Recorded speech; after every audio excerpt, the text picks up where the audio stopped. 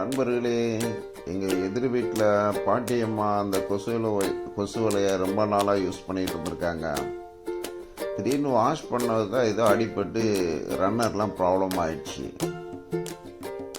Runner close ஆகலை, zip open ஆகிட்டு night ஆனால் கொசு கடி அவங்களால தாங்க முடியல.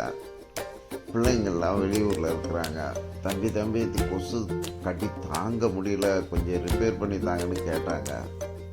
நான் இது வரைக்கும் ரிப்பேர் பண்ணதே இல்லை. சரி என்னதான் இருக்குன்னு பார்ப்பேன்னு சொல்லி ஆர்வத்தோடு போய் பார்த்தோம்னா ரன்னர் அடிபட்டிருந்தது. ரன்னரை சரி பண்ணி போட்டுட்டு அதுக்கப்புறம் பார்த்தா கம்பி ஒரு இடத்துல கட்டாயி வெளியில் வந்துடுச்சு. சரின்னு கம்பி எடுத்து க்ளீனாக ஃபிட் பண்ணி போட்ட உடனே பாட்டி முகத்தில் எவ்வளோ சந்தோஷம் பாருங்கள். அவங்களுக்கு பெரிய விடுதலை. ஏன்னா கொசுக்கடிங்கிறது வயசான காலத்தில் எவ்வளோ கஷ்டமாக இருக்கும். எனக்கும் ஒரு சந்தோஷம். சரிப்பா, என் ஒரு கொசு வலையை சரி பண்ணி கொடுத்தோன்ட்டு உங்களுக்கும் செய்யணும்.